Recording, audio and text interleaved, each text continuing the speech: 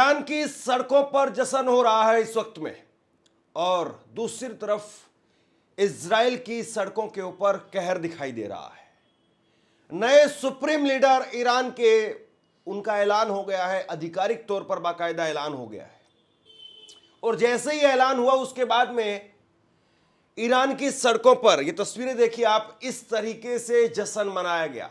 Iran में बहुत बड़ी संख्या में लोग सड़क पर उतर करके आए, और ये तस्वीरें उस देश की है जहां पर यह कहा जा रहा है कि कभी भी किसी भी वक्त में अमेरिका हमला कर सकता है, कभी भी किसी भी वक्त में इजराइल हमला कर सकता है, कहीं भी किसी भी कोने में अमेरिका और इजराइल की मिसाइल ड्रोन वो पहुंच सकता है। उस देश में बेफिक्रे होकर के लोग नाच रहे हैं, जश्न में हैं। और अयातुल्ला अली खामेनेई के बेटे मुज्तबा खामेनेई 56 साल के हैं, इनका ऐलान कर दिया गया है। असेंबली एक्सपर्ट्स की तरफ से ऐलान किया गया है, इनके नाम का ऐलान हुआ है, और अब ये ईरान के तीसरे सुप्रीम लीडर बन गए हैं। पहले खुमैनी साहब, उसके बाद में खामेनेई, और अब मुज्तबा खामेनेई के दूसरे बेटे हैं।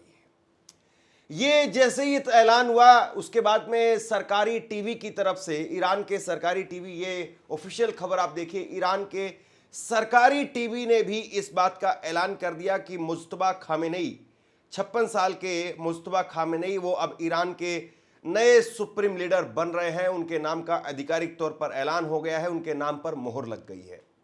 हालांकि इस वक्त में ईरान का सुप्रीम लीडर बनना ये कोई आसान काम नहीं है, और आप याद करिए दुनिया भर के इतिहास रहे हैं इस तरीके से।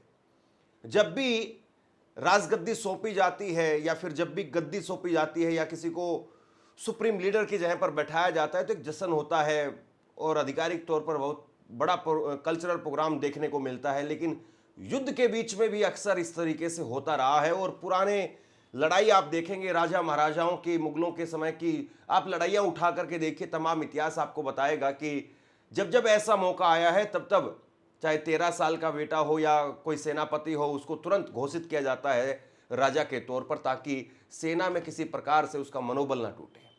ये तस्वीरें देखिए आप, ईरान में बड़ी संख्या में लोग सड़क पर उमड़ करके आए, और ईरान के अंदर लोगों ने सड़क पर उतर करके कहा कि अल्लाह का हाथ दिख गया, खामेनेई फिर से जवान हो गया। इस तरह के नारे लगाते हुए मुज्तबा खामेनेई, उनके नाम की घोषणा हुई, और जैसे ही उनके नाम की घोषणा हुई उसके बाद में ईरान ने इजराइल के ऊपर जवाबी पलटवार किया, और एक तरीके से अपने नए सुप्रीम लीडर की अगुवाई में पहला हमला, आप कह सकते हैं कि पहला हमला किया। और इस तरीके से ये तस्वीरें निकल करके सामने आई इजराइल से। इजराइल के अंदर देर रात, पूरी रात तकरीबन सायरन सुनाई देते रहे और सायरन बजते रहे, और तेल अवीव के लोग डर के साए में पूरी रात बंकर में दुबके रहे।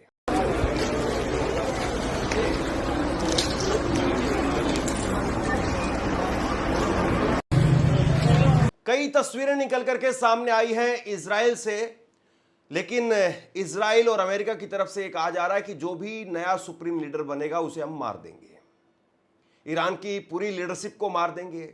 ईरान के अंदर जो भी नए सुप्रीम लीडर का ऐलान होगा, या तो आप उसमें हमें लीजिए, हम ऐलान करवाएंगे, हमारे तरफ से जो है वो नाम आपको भेजा जाएगा और उसको आपको सुप्रीम लीडर मानना होगा।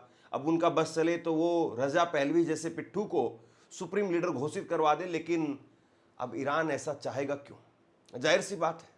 और जो देश इस वक्त में जंग में है, वो देश जंग से पहले नहीं झुका, जिसको आप जंग से पहले नहीं डरा पाए, तो जो पिट रहा है वो पिटते हुए 5 और भी खा लेगा, लेकिन वो झुकेगा नहीं।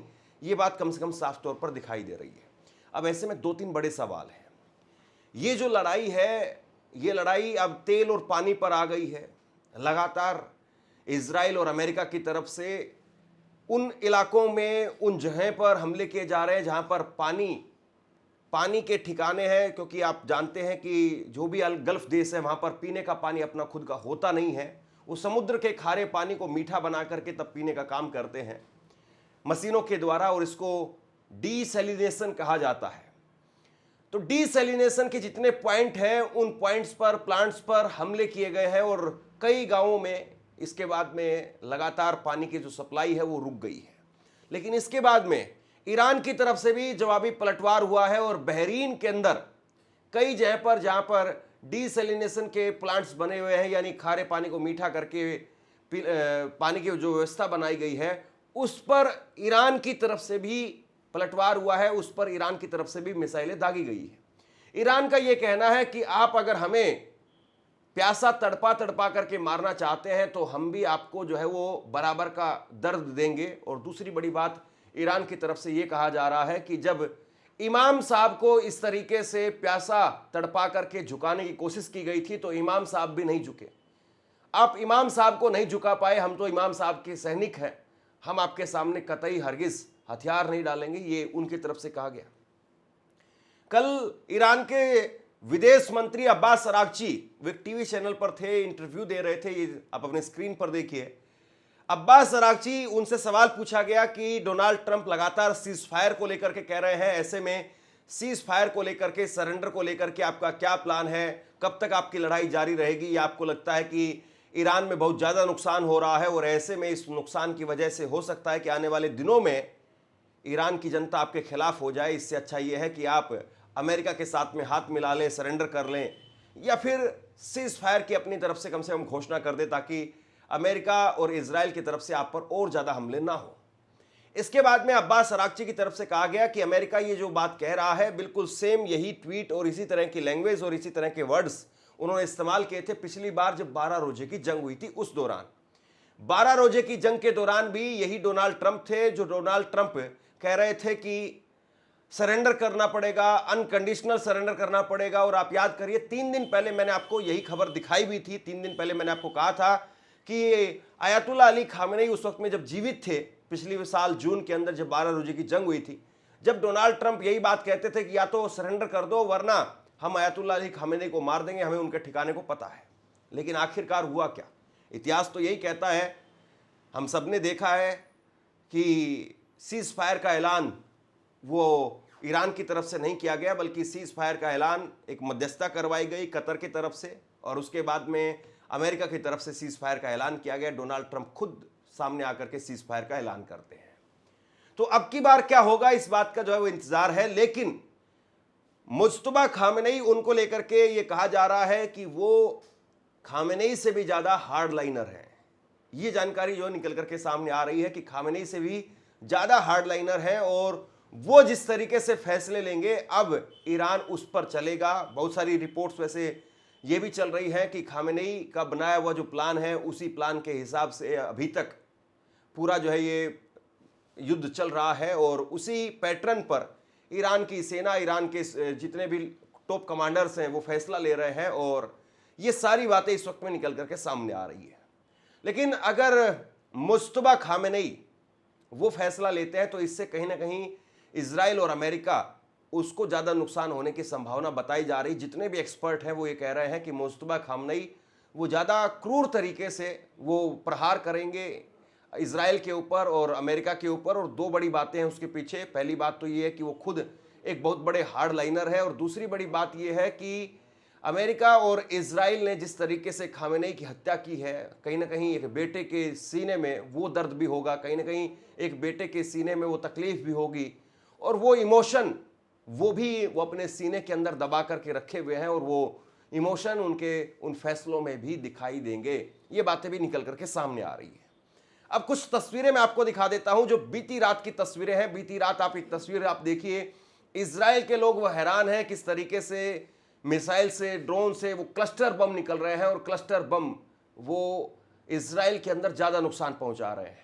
हालांकि इजराइल से बस केवल ऐसी ही तस्वीर निकल करके सामने आती है जो ऊपर की तस्वीर है, नीचे ज़मीन पर कितना नुकसान हो रहा है या नहीं हो रहा है इस बात की कोई तस्वीर इजराइल की तरफ से जारी नहीं की जाती है।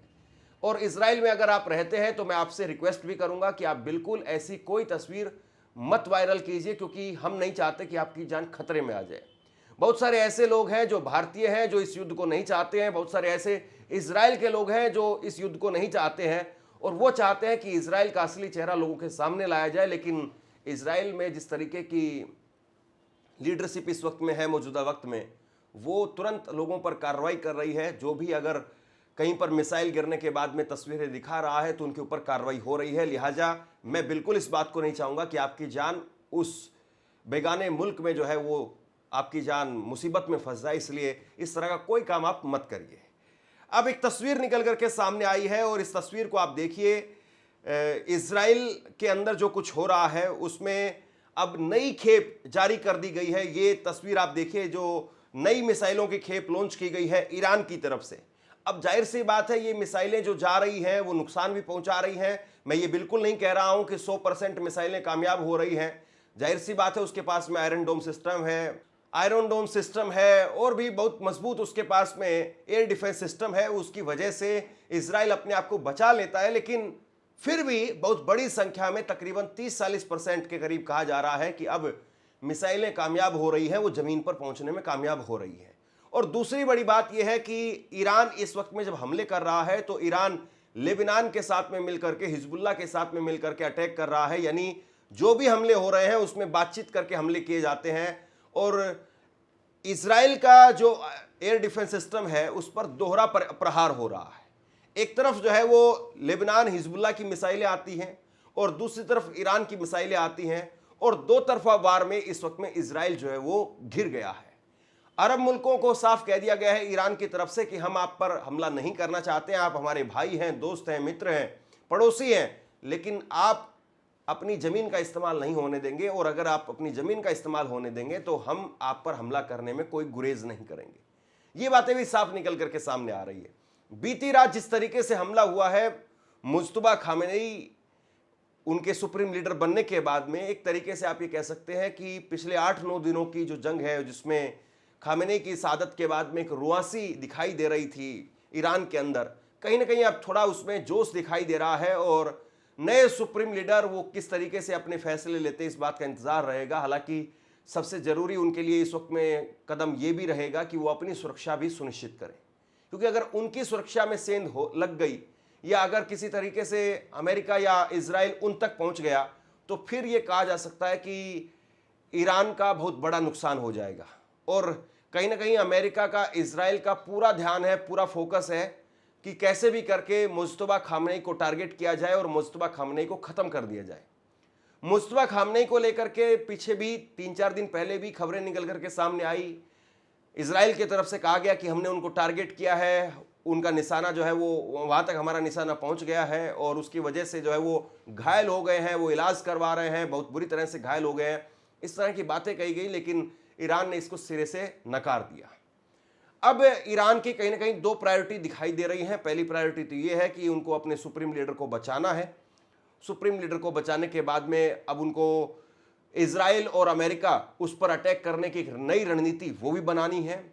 और ऐसा नहीं है कि पहली बार खामेनेई की शहादत के बाद में ईरान एक मुश्किल वक्त को, एक मुश्किल दौर को जो है वो फेस कर रहा है। इससे पहले भी कई ऐसे बड़े वाकया हुए जहां पर ईरान के बड़े टॉप कमांडर्स या न्यूक्लियर साइंटिस्ट को मार गिराया गया, लेकिन उसके बावजूद ईरान अपनी लड़ाई लड़ता रहा। और ईरान ने बार बार जो है वो अमेरिका को, इजराइल को दिखाया कि उसकी ताकत क्या है। 2020 के अंदर ईरान के मेजर जनरल कासिम सुलेमानी को इसी तरीके से एक ड्रोन हमले में मार दिया गया था। और कासिम सुलेमानी, डोनाल्ड ट्रंप ने कई बार इस बात को स्वीकार किया, सार्वजनिक तौर पर स्वीकार किया है कि कासिम सुलेमानी वो वाकई बहुत खतरनाक कमांडर थे, और कासिम सुलेमानी ने बहुत बुरी तरीके से अमेरिका को मार मारी। कासिम सुलेमानी ने बहुत बुरी तरीके से इजराइल को जो है वो बहुत नुकसान पहुंचाया।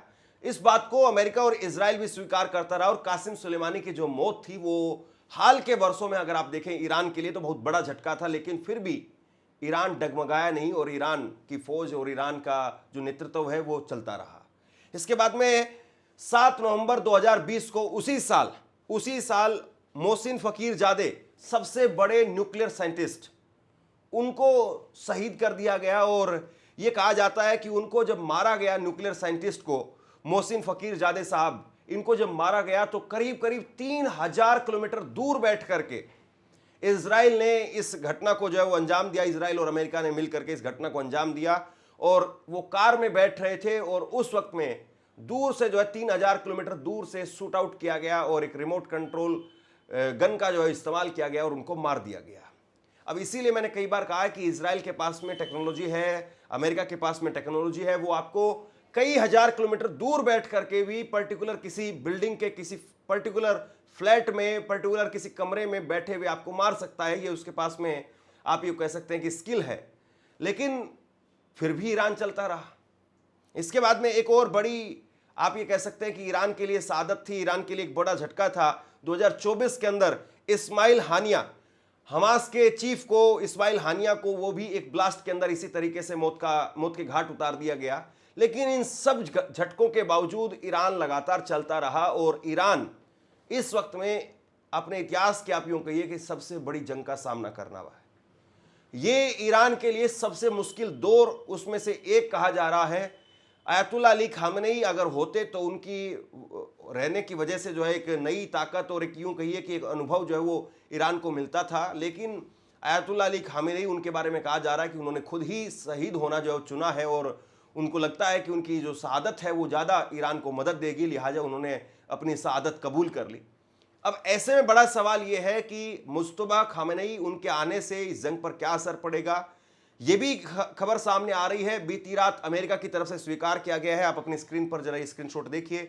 अमेरिका की तरफ से कहा गया कि 7वें सैनिक की शहादत हुई है और 7वें सैनिक उनको भी जो है शहीद कर दिया गया है। अभी तक 6 सैनिकों की शहादत को अमेरिका ने स्वीकार किया है। हालांकि ये सारे आंकड़े जो हैं वो छुपाए जाते हैं, आप सब जानते हैं। कोई भी सरकार हो, कहीं की भी सरकार हो, राज्यों की सरकार हो या किसी देश की सरकार हो, हर बार मौत के आंकड़े छुपा ले जाते हैं। आपको पता होगा हमारे यहाँ पर महाकुंभ हुआ था और महाकुंभ के अंदर लोग मर गए थे, लेकिन सरकार ने आखिरकार 10-12 घंटे तक तो यही स्वीकार नहीं किया कि एक भी आदमी मरा है।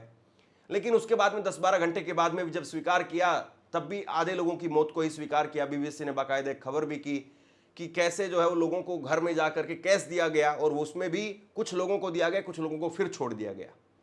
तो ये हर सरकार की एक तरीके से आप ये कहिए कि कोशिश होती है कि किसी भी प्रकार का जो है वो नैरेटिव बनने से रोका जाए और जितना हो सके लोगों की मौत का आंकड़ा उसको छुपा दिया जाए, दबा दिया जाए।